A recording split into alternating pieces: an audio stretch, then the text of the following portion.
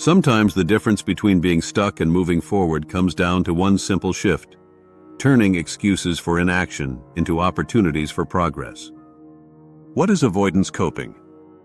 Avoidance coping is a strategy people use to manage stress and anxiety by steering clear of difficult thoughts, feelings, or situations. Instead of confronting challenges directly, we deny, minimize, or distract ourselves from them. In the short term, this can bring relief. In the long run, though, avoidance often becomes a trap. This behavior is deeply human. Evolution has wired us to avoid threats as a way of survival. If you meet a bear in the forest, running or hiding is a natural reaction.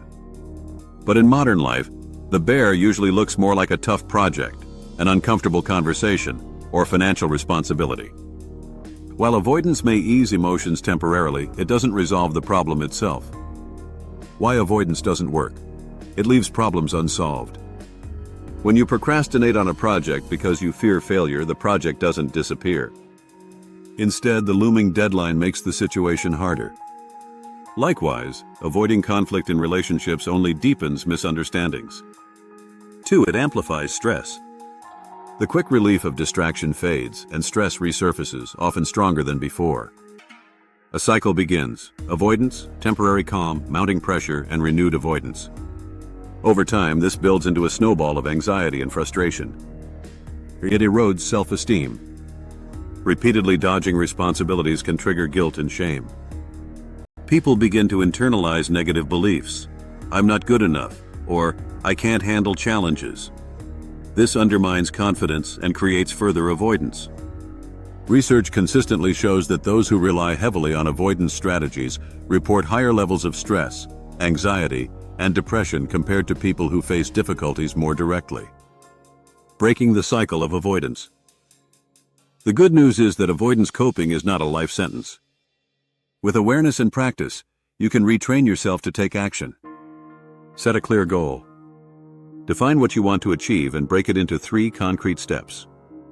For example, if your goal is to start running, buy running shoes. Map out a nearby route. Schedule your first run. Identify obstacles. Write down the reasons you tell yourself you can't start. These often sound like, I need perfect gear before I can run. I can't exercise until I find the time. I must research the best plan before I begin. Reframe obstacles as opportunities. Transform excuses into action statements. All I need is a pair of shoes from the nearest store, and I can start today. This small linguistic shift highlights what you can do now, instead of reinforcing delay. When to seek help. Sometimes avoidance is tied to deeper emotional or psychological issues. If attempts to break the cycle only leave you more anxious or stuck, reaching out to a mental health professional can help. A psychologist can uncover the root causes of your avoidance and guide you toward healthier coping strategies. Final thought: avoidance may feel safe, but it keeps you locked in place. By reframing excuses into possibilities and taking small steps, you can break the cycle, reduce stress, and build momentum. Action, however imperfect, is always the path out of hiding.